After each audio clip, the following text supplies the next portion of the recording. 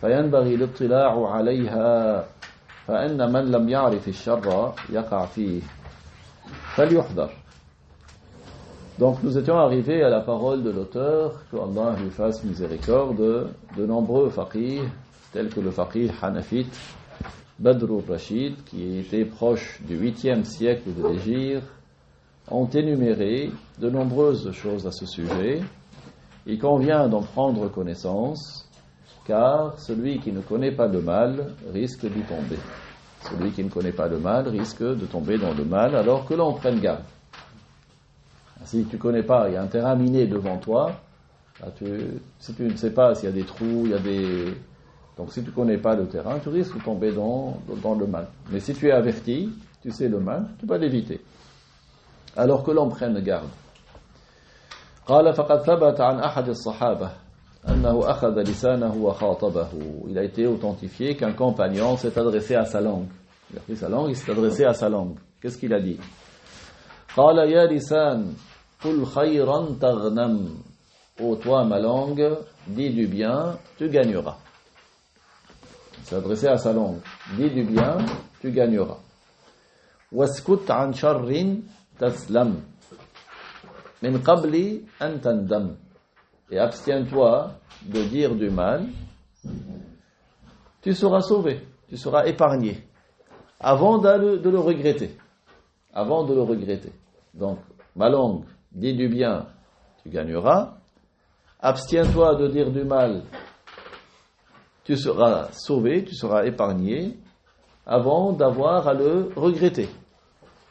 إني سمعت رسول الله صلى الله عليه وسلم يقول أكثر خطايا ابن آدم من لسانه. أكثر خطايا ابن آدم من لسانه. Car j'ai entendu le messager de Allah sallallahu alayhi wa sallam dire ce qui signifie en français: la plupart des péchés du fils de Adam proviennent de sa langue. La plupart des péchés du fils de Adam proviennent de sa langue. ومن هذه الخطايا الكفر والكبائر. Et parmi ces péchés, il y a la mécréance et les grands péchés.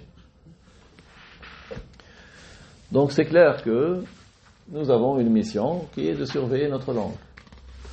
Beaucoup de savants ont dit des choses à propos de la langue. Ils ont dit que al-lisan jirmuhu saghir wa jurmuhu kabir. Là aussi c'est un jeu de mots parce qu'il y a une haraka qui change. Mais le sens il change. Al-jirm c'est le volume, le corps. Al-jurm c'est le crime. Ju. Jirm c'est le corps. Jurm c'est le crime. Jirmuhu saghir, son corps est petit, ou jurmuhu kabir, son crime est grand. À propos de quoi? De la langue. Si tu vois ce que représente le volume de la langue par rapport à tout ton corps, c'est une petite partie. Mais pourtant, ça peut entraîner des guerres, ça peut entraîner des injustices, ça peut entraîner des morts, ça peut entraîner le plus grave de tout ça qui est la mécréance. Une parole de mécréance est plus grave que de tuer tous les habitants de toute une ville. À cause d'une parole. الشرح قال معنى الحديث أن من قال من الكلام ما هو خير كذكر الله وأفضله التهليل كسب ثوابا. Donc ça veut dire que le sens du hadith, c'est que celui qui dit des paroles qui sont des paroles de bien, comme s'il évoque Dieu. C'est bien de s'habituer à évoquer tout le temps Dieu, de ne pas rester, d'habituer sa langue à évoquer Dieu. Et la meilleure des évocations, c'est quoi? C'est le tahlil. Le tahlil, c'est facile. Tu peux le dire sans avoir à bouger tes lèvres. Regarde, tu dis la ilaha illallah. Est-ce que mes lèvres bougent, non? Même si personne ne t'aperçoit de toi. Tu dis la ilaha illallah, la ilaha illallah, la ilaha illallah. Ça, c'est la meilleure parole de zikr. Donc, grâce à cela, tu gagnes des récompenses. Kasaba thawaban. Wa anna man amsaka lisanahu amma fihi ma'siyatun faqad hafiza nafsahu wa salim. Et celui qui garde sa langue il l'empêche de ce qui comporte un péché, il se sera préservé et il aura été sauvé. لأن من لم يحفظ لسانه فقد عرض نفسه للهلاك. من لم يحفظ لسانه فقد عرض نفسه للهلاك. Celui qui ne préserve pas sa langue, il s'expose à sa perte. لأن أكثر المهالك سببها اللسان. La plupart des choses qui mènent à la perte, leur raison, la cause de ce qui mène à la perte, c'est la langue. فإن مات وهو على هذه الحال فإنه يندم يوم لا ينفع الندم. Et ainsi, il va à sa perte et il meurt sur cet état, il va le regretter. Il va le regretter le jour où le regret ne sera pas utile. Maintenant que tu es vivant, le regret peut être utile parce que tu vas te repentir, et notre prophète alayhi salatu wassalam, il a dit at-ta'ibu min adh-dhanbi kaman la dhanba lah. At-ta'ibu min adh-dhanb, celui qui fait le repentir d'un péché, c'est comme celui qui n'a pas commis. Là aujourd'hui tu peux faire ton repentir, mais après la mort c'est trop tard. Donc c'est pour cela qu'il faut préserver sa langue, pour ne pas dire des choses que la personne regrettera lorsque le regret ne sera d'aucune utilité. قال المؤلف رحمه الله وفي حديث آخر للرسول صلى الله عليه وسلم إن العبد لا يتكلم بالكلمة ما يتبين فيها يهوي بها في النار أبعد مما بين المشرق والمغرب. رواه البخاري ومسلم من حديث أبي هريرة. Dans un autre hadith, le messager sallallahu alayhi wa sallam a dit ce qui signifie: certes, il arrive que l'esclave dise une parole à laquelle il ne fait pas attention. Et pour lui, c'est une parole. Il ne considère pas que c'est quelque chose qui mérite d'attention. Mais à cause de laquelle il chute dans l'enfer d'une distance plus loin que ce qui sépare le levant du couchant. Donc il va tomber en enfer d'une distance plus loin de ce qui les sépare le levant du couchant. Rapporté par Al-Bukhari et Muslim, d'après le hadith de Abu Huraira, que Allah l'a guéri.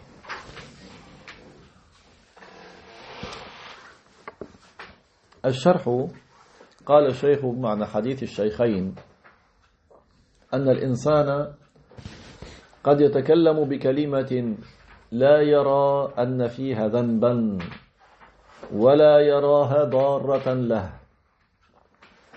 يستوجب بها النزول إلى قعر جهنم. Le sens du hadith des deux sheikhs. Alors quand on dit les deux sheikhs dans le hadith, il s'agit de Al-Bukhari et Muslim. Quand on dit les deux sheikhs dans les compagnons, c'est Abu Bakr et Omar. Donc ici, c'est clair qu'il est en train de parler du hadith. Donc c'est Al-Bukhari et Muslim.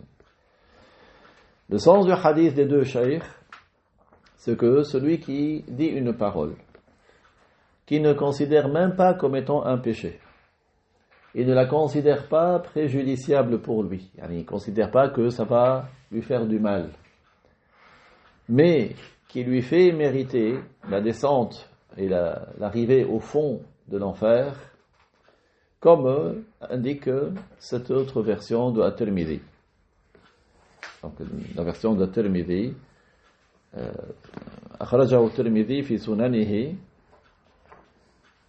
كتاب الزهد باب في من تكلم بكلمة يضحك بها الناس. C'est dans At-Tirmidhi, dans le chapitre, celui qui dit une parole pour faire rire les gens. Et on le voit aujourd'hui, tu trouves des gens qui soi-disant pour raconter une blague, pour faire rire les gens, il dit de la mécréance. Il dit une parole qui revient à rabaisser les prophètes, ou les anges, ou la religion. Vous voyez où At-Tirmidhi il a classé ce hadith dans les paroles, celui qui veut faire rire les gens, il sort de l'islam. Qu'est-ce qu'il a gagné? من غير فرق بين أن يكون منشرح البال أو غير منشرح. Donc sans qu'il y ait de différence entre le fait qu'il ait adhéré par son cœur ou pas à ce qu'il dit. Qu'il se soit satisfait ou pas de ce qu'il dit. Aucune différence. وَقَعْرُ جَهَنَّمَ مَسَافَةُ 70 عَامًا. Le fond de l'enfer se trouve à une distance de 70 années. Yani 70 ans, si vous prenez par exemple la montagne la plus élevée, vous jetez une pierre si vous êtes à la verticale, combien de temps elle met pour descendre? Des secondes, peut-être des minutes maximum. 70 ans, il est en train de tomber, il arrive au fond de l'enfer qui est réservé aux mécréants, à cause d'une parole. قال وذلك محل الكفار لا يصله عصاة المسلمين. Le fond de l'enfer, il est réservé aux mécréants, les musulmans désobéissants n'y parviennent pas. وقد علم أن المسافة التي توصل إلى قعر جهنم هي هذه من الحديث الذي فيه أنه بينما كان رسول الله صلى الله عليه وسلم مع بعض أصحابه إذ سمعوا وجبة أي صوتا. Donc comment avons-nous su que le fond de l'enfer se trouve à cette distance de 70 ans? C'est dans notre hadith. Tandis que le messager alayhi salatu wassalam était avec certains de ses compagnons, ils ont entendu un bruit. فقال رسول الله صلى الله عليه وسلم تدرون ما هذا. Donc le messager de Allah sallallahu alayhi wa sallam leur a dit, vous savez qu'est-ce que c'est? Le bruit que vous venez d'entendre. قالوا الله ورسوله أعلم. Ils ont dit Allah c'est plus que tout autre et son messager c'est plus que nous. قال هذا حجر رمي به في النار منذ 70 خريفا فهو يهوي في النار الآن حتى انتهى إلى قعرها رواه مسلم. Donc le prophète a dit ce qui signifie, il s'agit d'une pierre qui a été lancée en enfer depuis 70 ans. Il y a 70 ans, elle était lancée. Elle était en train de chuter, c'est maintenant qu'elle est arrivée au fond de l'enfer. ثم إن العلماء اختلفوا في بعض الأشياء هل هي كفر أم لا. Par ailleurs, les savants ont divergé à propos de certains sujets. Est-ce que c'est une mécréance ou ce n'est pas une mécréance? فقال بعض إنها كفر وقال بعض إنها ليست كفرا. Certains savants ont dit oui, c'est de la mécréance. D'autres savants ont dit non, ce n'est pas de la mécréance. Donc, ce ne sont pas toutes les mécréances qui font l'objet de l'accord des savants. D'accord.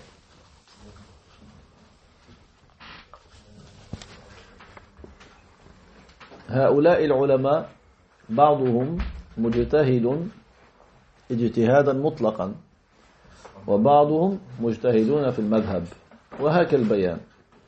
Donc ces savants qui ont divergé,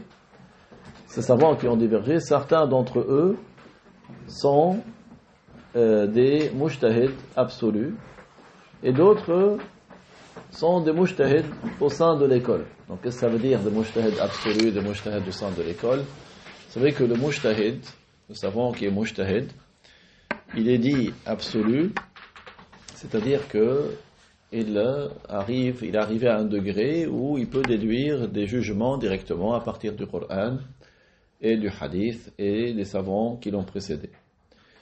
Il y a d'autres mujtahid qui ont atteint un degré de ijtihad, mais ils peuvent faire le ijtihad au sein de leur école. Par exemple, dans l'école malikite, il y a des mujtahid dans le malikite. Dans l'école hanafite, il y a des mujtahid hanafites. Le ijtihad sont au sein de cette école, où on rejoint l'avis du savant de cette école. Mais en tout cas, ce sont des mujtahid. Donc, ils ont des divergences à propos de certaines mécréances. Et il va donner un exemple. Donc, pour étayer ce qu'il est en train de dire, il va expliquer. قال في الفتاوى ما نصه رجل صلى إلى غير القبلة متعمدا. Il a donné l'exemple de quelqu'un qui a prié, mais vers une autre direction que la qibla. Délibérément, c'est pas il s'est trompé, il a fait un ijtihad, il s'est cru que c'était dans cette direction, il a prié dans cette direction. Non, non. Il savait que la qibla était par là, et lui, il a soi-disant fait la prière dans une autre direction. Alors, quel est son jugement? روي عن أبي حنيفة رحمه الله تعالى أنه يكفر وأن أصاب القبلة. Donc Abu Hanifa, qu'est-ce qu'il a dit? Abu Hanifa, il a dit, c'est de la mécréance. C'est quelqu'un qui s'amuse avec la religion. Même si lui, il a fait exprès il a fait exprès on lui a dit, la qibla c'est par là. Il dit, bon, moi, je fais la direction comme ça. Abu Hanifa, il a dit, c'est de la mécréance. Même si ça a coïncidé avec la réalité. Même si eux, ils se sont trompés, ils ont dit par là, alors que la qibla était par là, là où lui, il a fait la direction, mais lui, pour lui, il était dans une autre direction que la qibla. Même si ça a coïncidé avec la bonne direction, il devient mécréant. Ça, c'est qui? Abu Hanifa qui a dit ça. Abu Hanifa, c'est un savant mujtahid. Ok. قال وإن أصاب القبلة وبه أخذ الفقيه أبو الليث رحمه الله تعالى. C'est un avis qui a été repris par Abu Layth, que Dieu lui fasse miséricorde. قال وكذا إذا صلى في الثوب النجس أو بغير طهارة.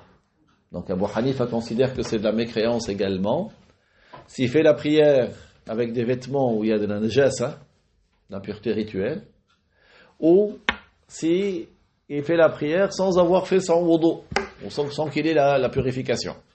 Donc Abu Hanifa, sur ce sujet, il est catégorique, il dit c'est de la mécréance.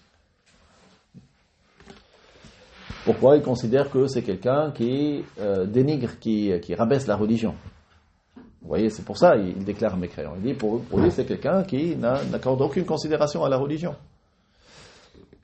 وبعض المشايخ قالوا إن فعل ذلك بتأويل قوله تعالى فأينما تولوا فثم وجه الله لا يكون كافرا. Alors il y a d'autres savants, qu'est-ce qu'ils ont dit? Ils ont dit si lui il a prié vers une autre direction que la qibla, mais parce qu'il a mal interprété le verset où que vous vous dirigez, il y a une qibla pour Allah, une qibla que Allah a agréée. Il a interprété ce verset de cette manière. Il a dit donc, dans n'importe quelle direction je prie, c'est valable. Donc si c'était ça son interprétation, ils ont dit, il ne sort pas de l'islam. وقال مشايخ بخارى منهم القاضي الإمام علي السغدي وشمس الأئمة الحلواني رحمه الله تعالى لو صلى إلى غير القبلة لا يكفر وكذا إذا صلى في الثوب النجس لأن الصلاة إلى غير القبلة جائزة حالة الاختيار وهو التطوع على الدابة ومن العلماء من جوز الصلاة في ثوب النجس في الثوب النجس فلا يحكم بكفره يعني هذا قول لمالك مشهور عند أهل المذهب أما إذا صلى بغير الطهارة متعمدا فإنه يصير كافرا. Alors, maintenant il y a une troisième catégorie de savants. Donc il cite les mashayikh de Bukhara. Ça se trouve où Bukhara? En Ouzbékistan.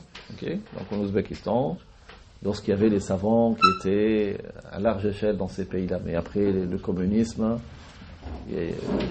parce que le communisme a combattu la religion. Donc la science a presque disparu. Certains de ces pays-là, certains ont cru qu'il était interdit d'épouser sa cousine.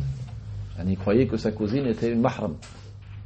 Tellement la science a disparu. Quand ils ont posé la question à notre chef, ils lui ont dit, il y a des gens, et ça c'est quelque chose connu comme d'évidence, que la cousine elle n'est pas mahram, elle est majnabi. La cousine, la fille de ta tante, la fille de ton oncle, paternelle ou maternelle, c'est une personne avec qui tu peux te marier un jour.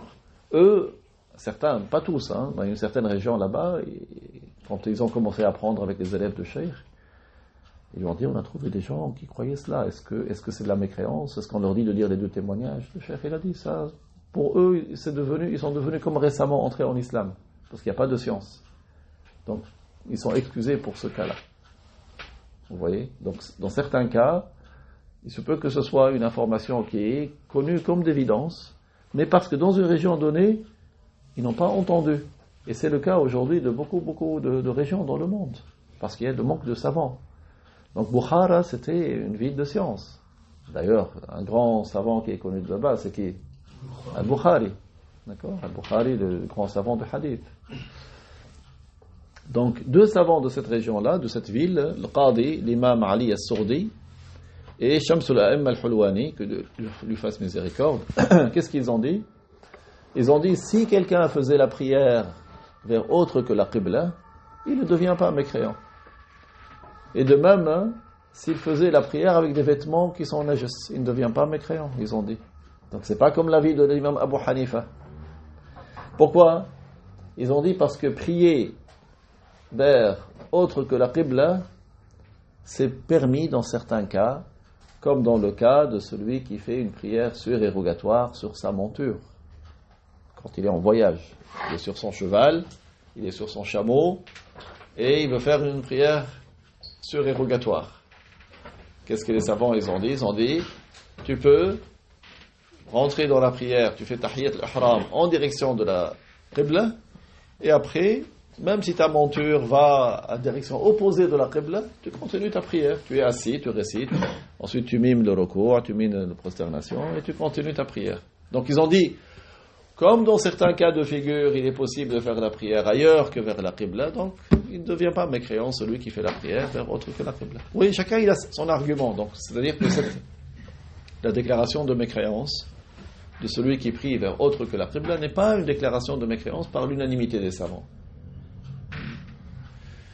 Également, ils ont dit, s'il fait la prière avec des vêtements qui sont najis, ce n'est pas de la mécréance, parce qu'il y a parmi les savants ceux qui ont autorisé de faire la prière avec des vêtements qui sont najis.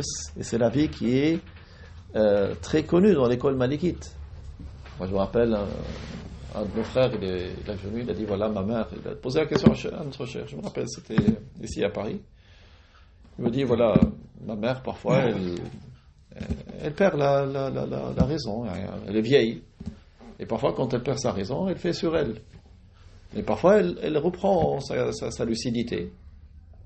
Donc, quand elle reprend sa lucidité, elle est responsable. Mais elle a la najasa sur elle.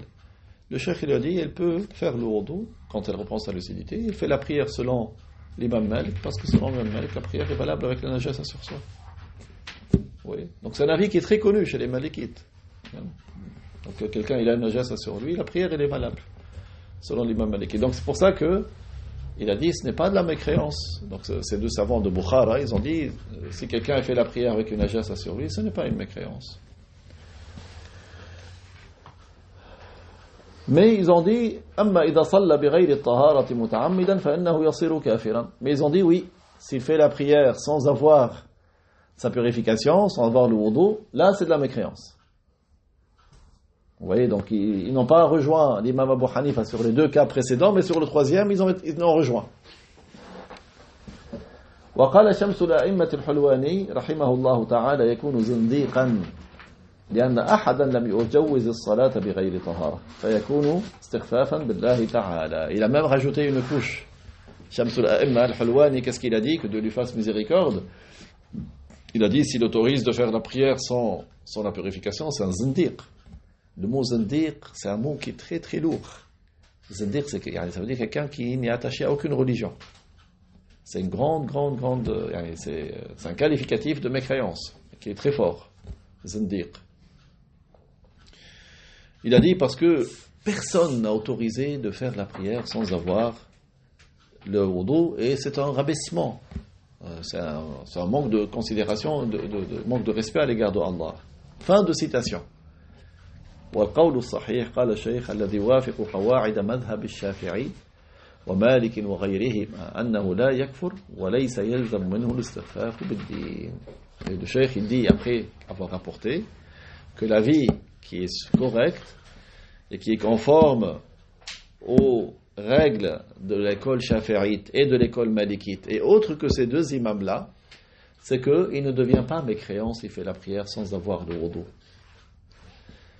Et parce que s'il fait la prière sans avoir le wudu, ça n'implique pas forcément qu'il rabaisse la religion. Vous voyez, donc c'est un avis différent. Donc vous avez compris que il y a des questions sur lesquelles il y a divergence. Il a dit ça n'est pas un rabaissement de la religion. Pourquoi? Parce que dans certains cas, si quelqu'un il est dans un endroit, il n'a ni eau, ni terre. Certains savants ont dit, il attend jusqu'à ce qu'il puisse avoir soit l'eau, soit de quoi faire le tayammum. D'autres savants ont dit, il fait la prière telle qu'il est, puis il rattrapera quand il aura un de ces deux moyens de purification. Donc, dans certains cas, ça peut arriver. Mais bien sûr, quand il s'agit de sujets catégoriques, il n'y a pas de divergence là-dessus. Si quelqu'un il croit qu'Allah il est un corps qui est assis dans le ciel, tous les savants musulmans sont d'accord pour dire que c'est de la mécréance. Si quelqu'un il croit qu'Allah il est établi sur le trône, tous les savants de l'islam savent que c'est une mécréance, parce qu'Allah il n'est pas un corps. Celui qui est établi, qui est assis, ou qui est suspendu au-dessus, qui est un corps, il a besoin de qui lui a donné ce corps. Et celui qui a besoin, il n'est pas un Dieu. Donc celui qui qualifie Dieu d'être un corps, c'est comme s'il a qualifié Dieu d'être une créature. Et ça, il n'y a pas de divergence sur le fait que ce soit une mécréance. Ou celui qui croit que Dieu il est partout, comme l'air. Ça, il n'y a pas de divergence que c'est une mécréance. Ou celui qui croit que Dieu il a un corps qui monte, qui descend, qui monte, qui descend. Comme certains, ils ont mal compris un hadith du prophète. Ils croient que Allah il descend au dernier tiers de la nuit, puis il remonte, puis il descend.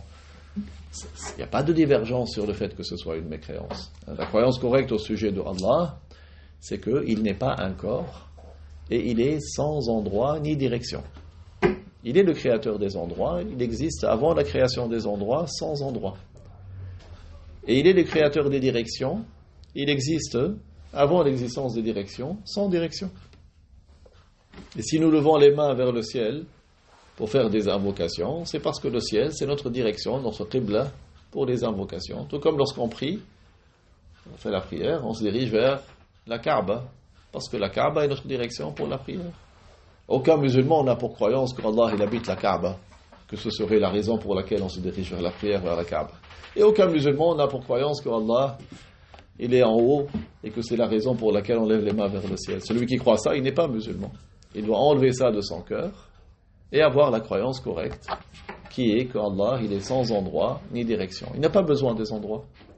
Tout comme il n'a pas besoin de nous.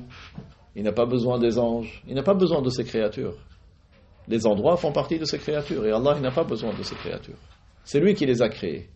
Avant leur existence, il existe. Sans les créatures.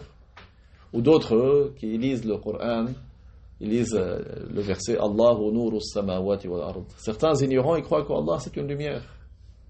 Celui qui croit qu'Allah c'est une lumière, il n'est pas musulman. C'est comme les Mazdéens. Les Mazdéens, ils croient qu'il y a deux créateurs. Un créateur pour le bien, c'est la lumière, et un créateur pour le mal, c'est l'obscurité.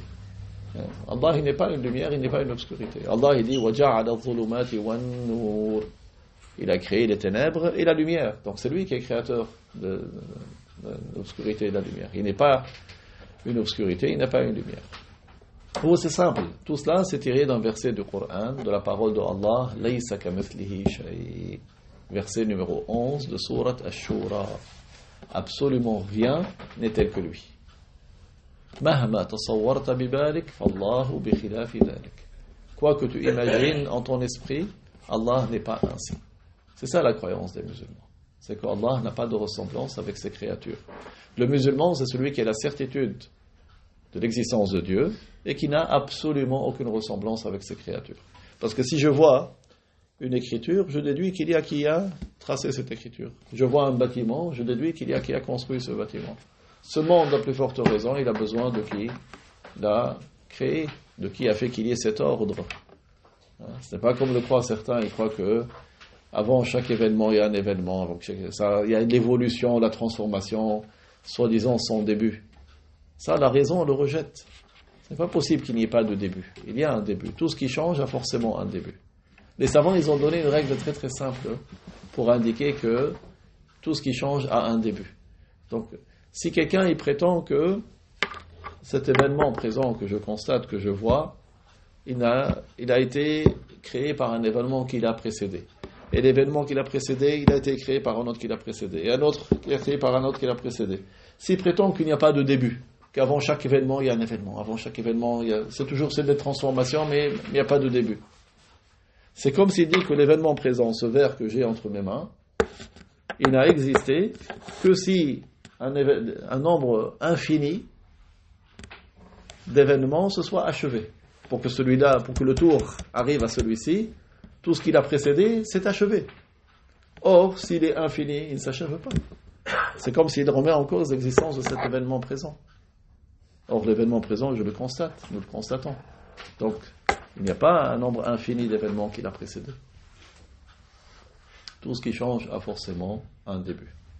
Ce monde, il change, il a donc un début, et il a donc besoin de qui lui a donné le début. Si moi j'ai un début, j'ai besoin de qui m'a donné le début. Ce verre aussi, il a besoin de qui lui a donné le début. Moi et le verre font partie de ce monde. Donc ce monde, lui aussi, il a besoin de qui lui a donné le début. La chose ne se donne pas l'existence à elle-même. C'est impossible qu'une chose se donne l'existence à elle-même. Parce que si quelqu'un prétend qu'une chose se donne l'existence à elle-même, c'est comme s'il dit qu'elle existait avant elle-même, elle existe après elle-même. Et ça, c'est impossible. Donc, on a besoin de qui nous donne le début, de qui nous fait changer. Et celui qui nous donne le début, qui nous fait changer, c'est celui que nous appelons en arabe Allah, en français Dieu, qui est un être qui ne change pas, qui n'a pas de début, qui existe sans avoir besoin de ses créatures, il existe sans endroit et sans direction. Le chapitre suivant, Fa'idatul Muhimma, حكم من يأتي بإحدى أنواع هذه الكفريات هو أن تحبط أعماله الصالحة وحسناته جميعها. Donc l'auteur, que Dieu lui fasse miséricorde, a dit le jugement de celui qui commet une de ces choses qui sont une mécréance. Nous avons vu différentes sortes de mécréances. Il y a la mécréance par la croyance, mécréance par les actes, mécréance par la parole. Quel est le jugement de celui qui commet une de ces mécréances? C'est d'abord que toutes ses bonnes œuvres sont annulées. Il perd toutes ses bonnes œuvres. Donc, quand il commet une mécréance, toutes ses bonnes œuvres sont perdues. Toutes ces bonnes actions qu'il a pu avoir par le passé seront perdues. فلا تحسب له ذرة من حسنة كان سبق له أن عملها من صدقة أو حج أو صيام أو صلاة ونحوها. Il ne lui sera compté aucune bonne action qu'il avait faite précédemment. À cause de sa mécréance, il perd totalement toutes les bonnes actions qu'il a faites précédemment, que ce soit une aumône, que ce soit la récompense d'un pèlerinage, que ce soit la récompense d'un jeûne, que ce soit la récompense d'une prière, ou ce qui est de cet ordre. إنما تحسب له الحسنات الجديدة التي يقوم بها بعد تجديد إيمانه. Mais il lui sera comptabilisé les nouvelles bonnes actions qu'il fera après avoir renouvelé sa foi. C'est-à-dire après être revenu à l'islam. Comment on revient à l'islam? Comme quelqu'un qui n'était pas musulman, qui veut devenir musulman, c'est en prononçant les deux témoignages, en disant « Je témoigne qu'il n'est de Dieu que Dieu, je témoigne que Muhammad est le messager de Dieu. » Donc s'il a commis une mécréance, il dit les deux témoignages « Ashhadu an la ilaha illallah wa ashhadu anna Muhammadan Rasulullah » pour devenir musulman. Après cela, il lui sera compté les nouvelles bonnes actions qu'il va faire.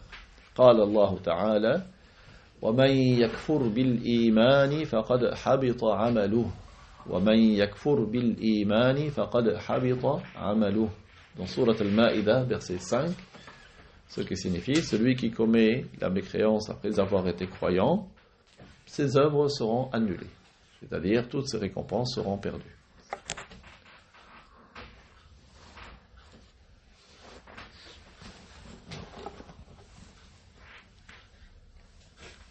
قال الشيخ في الشرح الشخص إذا كان مسلما ثم صدر منه كفر فإن أعماله الصالحة تحبط كلها. Donc, si quelqu'un était musulman, puis il provient de lui une mécréance, alors toutes ses bonnes œuvres seront annulées. فيخسر حسناته السابقة كلها. Donc il va perdre toutes ses bonnes actions précédentes, antérieures. من صلاة أو صيام أو صدقة أو غير ذلك من وجوه الخير. Que ce soit la prière, que ce soit le jeûne, que ce soit l'aumône, ou autre que cela des actes de bien. لقوله تعالى ومن يكفر بالإيمان فقد حبط عمله.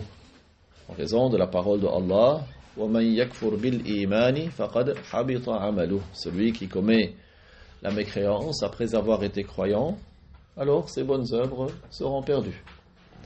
فَإِنْ رَجَعَ إِلَى الْإِسْلَامِ لَمْ تَرْجَعْ إِلَيْهِ حَسَنَاتُهُ الَّتِي خَسِرَهَا. S'il revient à l'islam, les bonnes actions qu'il avait perdues ne reviendront pas. Elles ne vont pas être rétablies. وأما ذنوبه التي عملها في أثناء الردة وقبل ذلك فإنها لا تمحى عنه برجوعه إلى الإسلام. Quant au péché qu'il a commis pendant sa mécréance, pendant l'apostasie, et même les péchés qu'il a commis avant, quand il était musulman, ces péchés ne vont pas être effacés par son retour à l'islam. Donc il les conservera, il les aura. وإنما الذي يغفر له بذلك هو الكفر لا غيره. Mais qu'est-ce qui sera effacé pour celui qui revient à l'islam? C'est sa mécréance. Donc son retour à l'islam lui effacera la mécréance qu'il a commise, mais pas les péchés. أما حسناته التي كان عملها قبل إسلامه فلا تكتب له بعد أن يسلم. Mais les bonnes actions qu'il aurait pu commettre avant son entrée en islam, ils ne vont pas être inscrits après son entrée en islam. وهذا هو القول الصحيح ومن قال بأن حسناته تعود له فهو غالط لكن لا يكفر إن كان ممن يخفى عليه الحكم. Donc on ne dit pas que ces bonnes actions vont être rétablies par son retour à l'islam. بخلاف الكافر الأصلي فإن ذنوبه تمحى بإسلامه. Contrairement au mécréant d'origine, lui, par son entrée en islam, tous ses péchés antérieurs lui seront effacés. Ce n'est pas comme l'apostat. L'apostat, c'est celui qui n'est pas mécréant d'origine. Il était musulman, puis il a apostasié. Son retour à l'islam ne lui efface pas les péchés qu'il a commis. Son retour à l'islam ne lui efface que la mécréance. Quant au mécréant d'origine, celui qui n'était pas musulman, qui est entré en islam pour la première fois, son islam lui efface tous les péchés qu'il a commis auparavant. لقول رسول الله صلى الله عليه وسلم الإسلام يهدم ما قبله رواه مسلم. En raison du hadith du messager de Allah sallallahu alayhi wa sallam, l'islam efface ce qu'il a précédé. قال المؤلف رحمه الله وإذا قال أستغفر الله قبل أن يجدد إيمانه بقول أشهد أن لا إله إلا الله وأشهد أن محمدا رسول الله وهو على حالته هذه فلا يزيده قوله أستغفر الله إلا إثما وكفرا. Donc maintenant, si quelqu'un il a apostasié, donc il a commis une mécréance, et au lieu de dire les deux témoignages, qu'est-ce qu'il dit comme certains ignorants? Il dit astaghfir rabbak, il dit demande pardon à ton Seigneur. S'il dit astaghfirullah, qu'est-ce que ça veut dire astaghfirullah ici? Ici ça veut dire que Dieu me pardonne. S'il dit que Dieu me pardonne avant d'être revenu à l'islam, avant d'avoir renouvelé son islam, en prononçant les deux témoignages, en disant ashhadu an la ilaha illallah wa ashhadu anna muhammadan rasulullah. Donc s'il est encore apostat, il est encore mécréant, et il dit que Dieu me pardonne, cette parole, astaghfirullah, ne va l'augmenter que en péché et en mécréance. Parce que qu'est-ce qu'il doit dire? Il doit dire d'abord les deux témoignages. Il ne dit pas astaghfirullah alors qu'il est mécréant.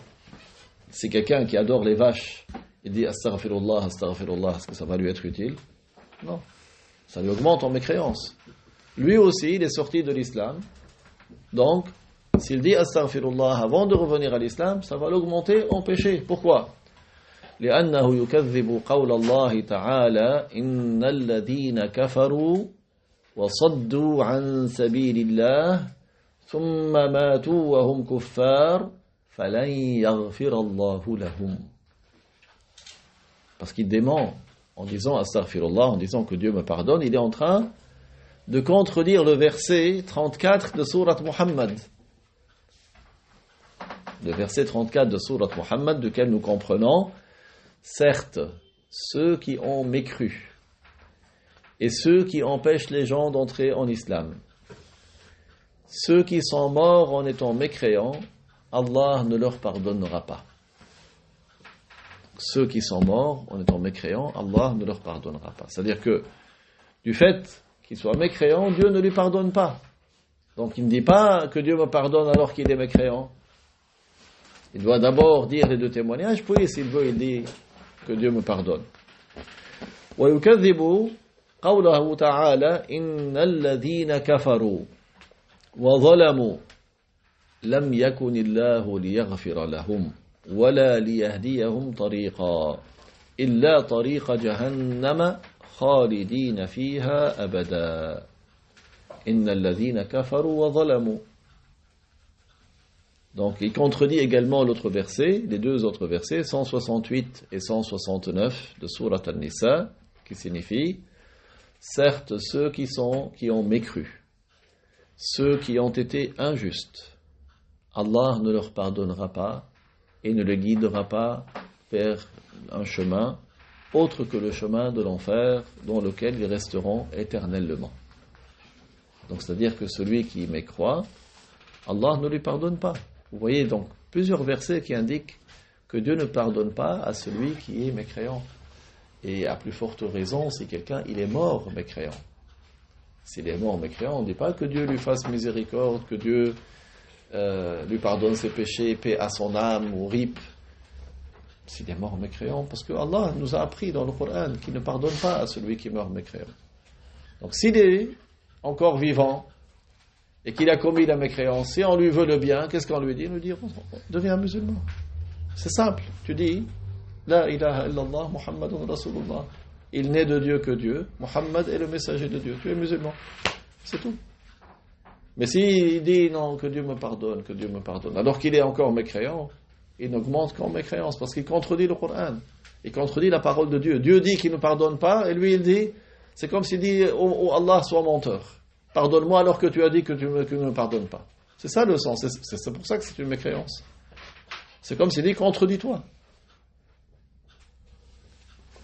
الشرح قال أن من كفر ثم قال أستغفر الله قبل أن يرجع إلى الإسلام بالشهادتين لا ينفعه ذلك شيئا بل يزداد إثما وكفرا لأنه يطلب المغفرة وهو على الكفر والله تعالى لا يغفر كفر الكافر وذنوبه وهو على كفره.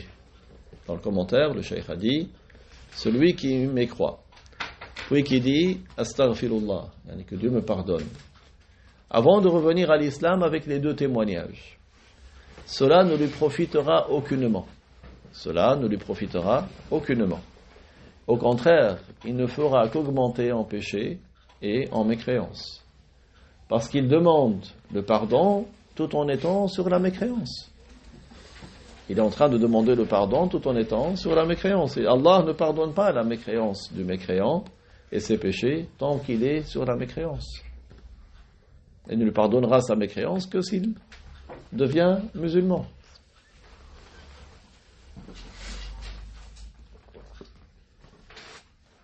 قال ومن صدر منه كفر ثم تشهد على سبيل العادة من غير الإقلاع عن الكفر ومن غير أن يعتقد أنه كفر لا ينتفع بذلك ولا يرجع إلى الإسلام حتى يقلع عن الكفر فيتشهد بنية الدخول في الإسلام. Donc, et si quelqu'un il est provenu de lui une mécréance, comme on a vu dans le cours précédent, certains, soi-disant pour faire rire les gens, ils racontent une histoire dans laquelle il contredit la parole de Dieu, ou il rabaisse un ange ou un prophète. Il dit une parole qui est une parole de mécréance. Et il fait rire les gens pour cela. Donc, si après cela il dit les deux témoignages par habitude, par exemple, il a l'habitude avant de dormir, il dit les deux témoignages. Quand on dit par habitude, c'est pas forcément quelque chose qu'il fait régulièrement. Mais les savants, ils ont utilisé l'expression par habitude, adatan, pour la distinguer de al-ibada, de ce qu'il fait par acte d'adoration. D'accord ? Qu'est-ce qui différencie un acte que tu fais par en tant qu'acte d'adoration pour Dieu d'un acte que tu fais d'ordinaire? C'est l'intention. c'est l'intention. D'accord? Si par habitude, tu vois un pauvre, tu donnes une pièce. Tu n'as pas mis d'intention. Ce n'est pas un acte d'adoration, celui-là. Tu n'as pas de récompense pour cela. Mais si tu mets l'intention, par exemple, l'intention c'est quelque chose de rapide, c'est une fraction de seconde. C'est de dire, Dieu, il agrée quand on aide les pauvres, je mets une pièce. C'est ça, c'est un flash rapide dans ton cœur. C'est pas quelque chose que tu dois formuler, sur laquelle tu bloques 5 minutes. Les gens, ils ne comprennent pas qu'est-ce que c'est l'intention. L'intention, c'est juste ce qui accompagne ton acte ou qui précède ton acte. C'est-à-dire, pourquoi tu fais ça? Quel est ton objectif? Tu dis, c'est pour aider les pauvres. Et Dieu, il agrée qu'on aide les pauvres. Voilà, c'est ça l'intention. D'accord? Donc, par contre, celui qui fait ça, ce soit l'intention d'adoration, qui fait par habitude, donc là, il n'a pas de récompense. Donc si quelqu'un il dit les deux témoignages, par habitude, c'est-à-dire il ne considère pas que ce qu'il a commis est une mécréance. Il a commis une mécréance, et il dit les témoignages comme ça habituellement, sans que ce soit dans l'intention de devenir musulman, sans abandonner la mécréance, sans avoir eu pour conviction que c'était une mécréance. Et considérer que insulter Dieu, ce n'est pas une mécréance. Ou bien considérer que contredire le Coran, ce n'est pas une mécréance. Et il dit les deux témoignages par habitude. C'est-à-dire sans que ce soit par acte d'adoration, ni dans l'intention de revenir à l'islam. Eh bien, il ne va pas profiter par ce témoignage qu'il dit habituellement. Ça ne lui est pas profitable. Il ne retourne pas à l'islam par ce témoignage qu'il prononce. Parce que certains ignorants, quand tu leur enseignes, il y a la mécréance, il y a telle chose qui fait sortir de l'islam, quelque chose qui fait... Il te dit, oui, mais nous on dit tout le temps les deux témoignages, on fait la prière. Mais ta prière n'est pas valable si tu n'es pas musulman. Donc, ce que tu dis dans cette prière ne compte pas. C'est pas ça qui va te faire revenir à l'islam. Donc, c'est pour ça que c'est important de bien expliquer aux gens. Donc, il ne retournera à l'islam qu'après avoir délaissé la mécréance et qu'il dise les deux témoignages dans l'intention de devenir musulman. Et c'est ça qui est la vérité sur laquelle sont les savants de l'islam. La vérité des savants de l'islam. قال وهذا هو الحق الذي عليه علماء الإسلام بالاتفاق فإن من هو مقيم على الكفر لا ينفعه التشهد ولو تكرر منه 100 مرة فإن من كان مقيما على الكفر لا ينفعه التشهد ولو تكرر منه 100 مرة. Donc c'est ce que nous venons de dire, le Cheikh a dit, qui est la vérité sur laquelle sont les savants de l'islam par accord entre eux, car celui qui est encore sur la mécréance, par exemple, il a pour croyance que Allah est un corps, et il dit les deux témoignages par habitude.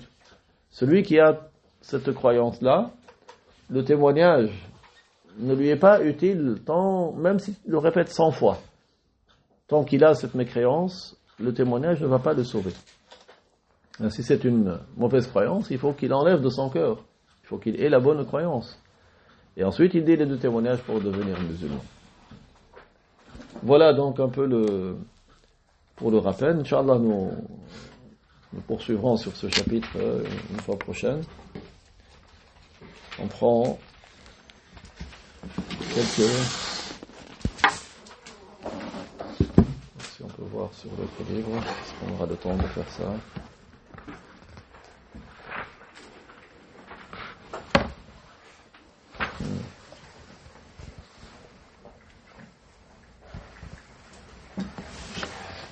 Une autre fois, Inch'Allah. Quelques informations utiles, Inch'Allah.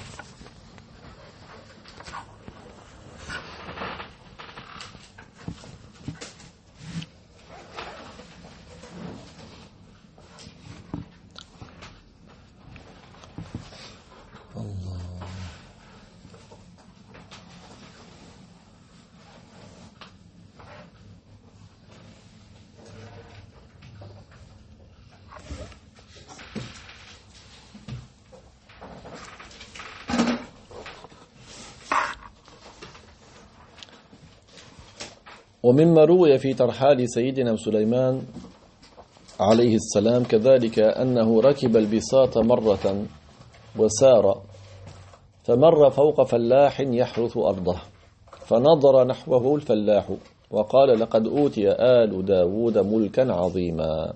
سيدنا سليمان هو ابن النبي داود عليه السلام. Il a été rapporté à propos des déplacements de notre maître Sulayman. Vous savez, notre maître Sulayman, alayhi salam, c'est un prophète à qui Allah a accordé également la souveraineté. Il était souverain et il était prophète. Et tous les prophètes sont musulmans. Sulayman était musulman.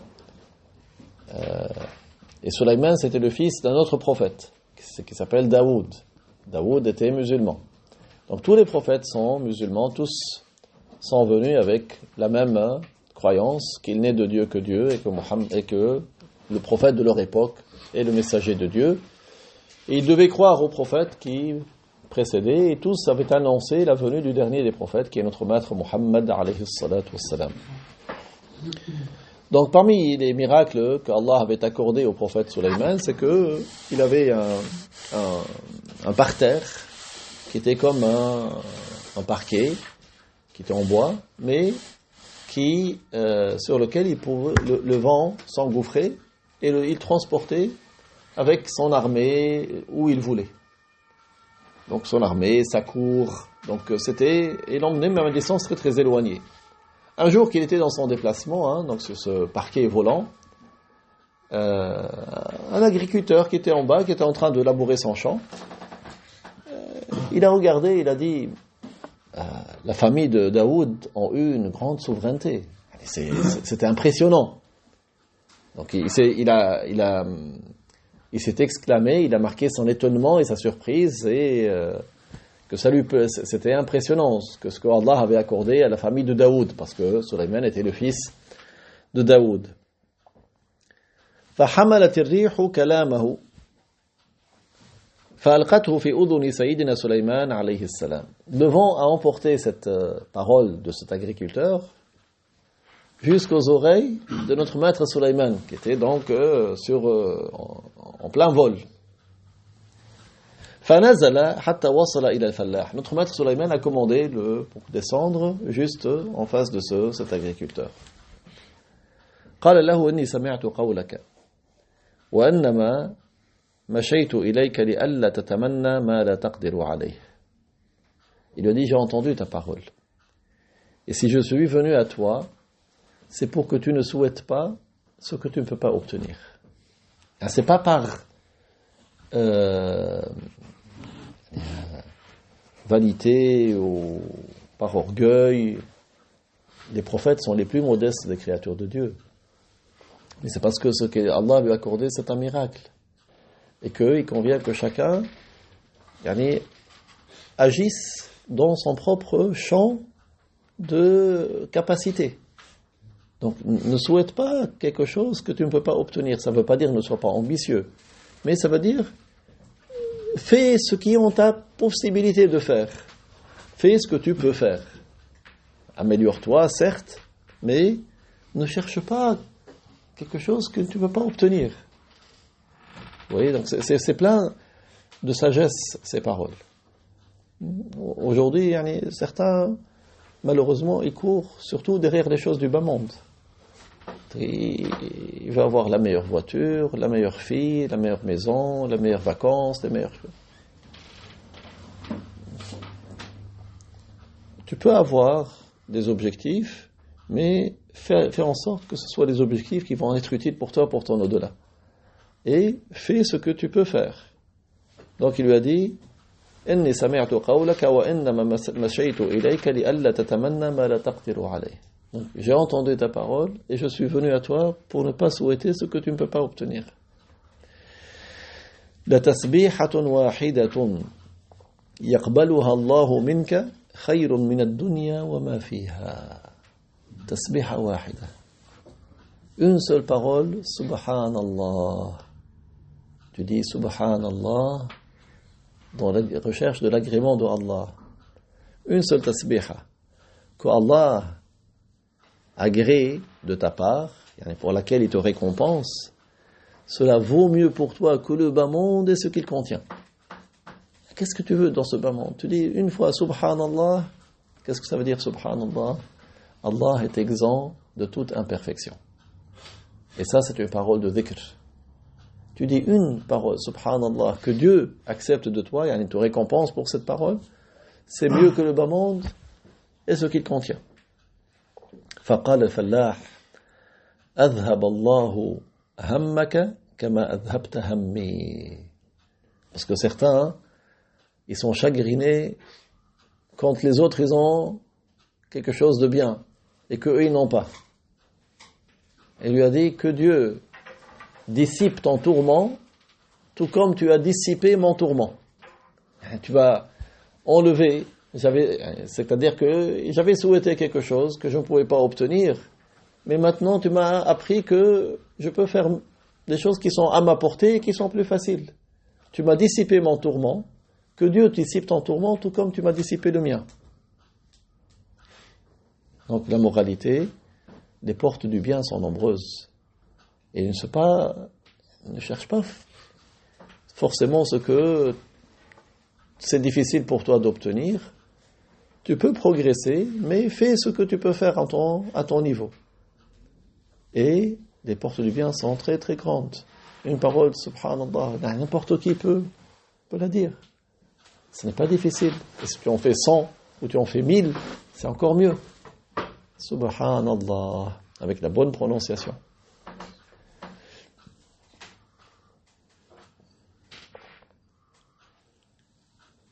بسبب كلام سليمان نزلت الرحمة والبركة على قلبه فزال همه من التعلق بمتاع الدنيا. Grâce à la parole de Sulayman, la miséricorde et la bénédiction ont empli son cœur.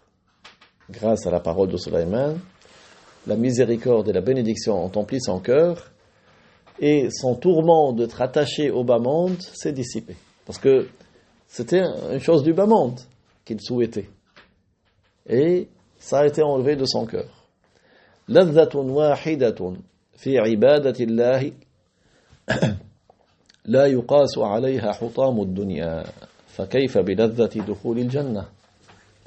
Si un seul plaisir éprouvé dans l'adoration de Dieu dépasse toutes les choses du bas monde. Un seul plaisir dans l'adoration de Dieu. Ça dépasse tous les plaisirs du bas monde. Que dire alors du plaisir de l'entrée au paradis? Le plaisir de l'entrée au paradis te fait oublier tout ce qui s'est passé avant. وروى ابن أبي الدنيا في كتاب المنامات وغيره عن بعض الصالحين قال هلكت أي ماتت جارية في طاعون فلقيها أبوها بعد موتها في المنام فقال لها يا بنية خبريني عن الآخرة. Ibn Abi Dunya a rapporté dans le livre Al-Manamat et d'autres que Ibn Abi Dunya. Ils ont rapporté d'un vertueux qu'il a dit une petite fille est morte, une jeune fille est morte dans la peste. La peste, vous savez que c'est, comme l'a dit le prophète, c'est wakhzun min a'da'ikum al-jinn. Donc c'est des piqûres de vos ennemis, les djinns, la peste. Donc celui qui meurt pestiféré, il est mort martyr. Donc elle est morte de la peste. Son père l'a vu dans le rêve. Vous savez que quand on voit un mort dans le rêve, ce qu'il nous dit, on pense que c'est la vérité. Parce qu'ils sont dans la résidence de vérité. Son père l'a rencontré dans le rêve et lui a dit, ma fille, parle-moi de l'au-delà. قالت يا أبتي قدمنا على أمر عظيم نعلم ولا نعمل وتعملون ولا تعلمون لتسبيحة أو تسبيحتان أو ركعتان في صحيفة عملي أحب لي من الدنيا وما فيها. Elle a dit, mon père, nous sommes arrivés dans une situation très éminente, très importante. Nous savons, mais nous n'agissons pas. En arabe, savoir et agir, c'est juste deux lettres qui sont interverties. Na'lam wala na'mal. Nous savons qu'est-ce que les choses valent en réalité, mais nous ne pouvons pas agir. Ça y est, nous sommes sortis de la résidence de la responsabilité. Nous sommes morts. Nous savons qu'est-ce qu'il en est exactement, mais nous ne pouvons plus rien faire. Nous n'agissons pas. Tandis que vous œuvrez, mais vous ne savez pas. Ta'maloun wala ta'lamoun. Vous ne savez pas, dans le sens que vous ne mesurez pas à sa juste mesure les choses. Parce que nous savons ce que le prophète nous a transmis et nous y croyons fermement. Mais si vous le saviez véritablement, vous auriez agi autrement. Vous œuvrez, mais vous ne savez pas la juste valeur des choses. Et qu'est-ce qu'il lui a dit? Il lui a dit une seule parole, subhanallah, ou deux paroles, subhanallah, ou une rak'a de prière, ou deux rak'a, dans le livre de mes œuvres, valent mieux pour moi que tout le bas monde et ce qu'il contient. Donc c'est pour cela que chacun d'entre nous ne néglige aucune bonne œuvre qu'il peut faire. Qui ne disent pas plus tard, qui ne disent pas c'est bon, j'ai fait suffisamment, je ferme la boutique. Qui ne disent pas moi c'est bon, j'ai vu le cheveu, j'ai vu le prophète. Non, œuvre davantage. Sois reconnaissant envers Dieu. Œuvre davantage. Ordonne le bien, interdit le mal. Grâce à ce que tu fais, Allah Ta'ala évite les épreuves, évite les catastrophes, ou bien les atténue. Mais si tu te mets dans l'insouciance, que Dieu nous préserve, que Dieu nous préserve, que Dieu nous préserve. Pour cela qu'il faut que la personne œuvre, ordonne le bien, interdit le mal, et se fait l'écho du message de notre maître Muhammad alayhi salatu wassalam. Il a dit, ballighu anni walau aya, transmettez de moi même un seul verset. Diffuse autour de toi. Tu es en train de diffuser le mal, tu es en train de diffuser le bien. Tu es en train d'indiquer aux gens le chemin du paradis. Est-ce que c'est quelque chose de honteux? Est-ce que c'est quelque chose de mauvais? Non, c'est un bien. Donc propage autour de toi, enseigne aux gens qu'est-ce qui est un devoir, qu'est-ce qui est interdit, apprends-leur comment ils font les devoirs correctement. Et surtout, n'oubliez pas l'intention. C'est pas tu fais le professeur juste pour donner le cours, c'est tout, non. Parce que c'est par miséricorde pour les gens et pour obéir à Dieu. Il ne faut pas oublier que c'est pour obéir à Dieu, par amour pour Dieu, par amour pour le messager de Dieu, par amour pour ces savants qui ont entretenu l'héritage des prophètes, qui nous ont amenés jusqu'à nous. Ces gens qui ont sacrifié leur vie, certains ont sacrifié leur jeunesse, certains ont fait beaucoup de sacrifices pour que ce bien nous parvienne. Donc c'est à ce titre-là que tu propages ce bien autour de toi, par amour pour les gens, et pour que les gens, eux aussi, gagnent des récompenses. Et tu es content si les gens te dépassent dans le bien. C'est une réussite si tu trouves des gens à qui tu enseignes et qui vont appliquer, qui eux aussi vont enseigner, ou qu'ils appliquent plus que ce que toi tu appliques. Et ne cours pas derrière les choses du bas monde, tu cherches à avoir plus de fils sur ton agenda, ou plus de mariage, ou plus de... Ce n'est pas ça l'objectif. L'objectif, c'est d'augmenter en obéissance pour Dieu. Il ne faut pas se tromper d'objectif. Et si tu vois quelqu'un qui est autour de toi, qui perd un peu la boussole, perd un peu le nord, tu le rappelles. Tu lui dis, attention mon frère, c'est pas on n'ouvre pas le centre ici pour avoir des mariages. On ouvre le centre pour enseigner aux gens. C'est important de se faire le rappel. C'est pas on se cache.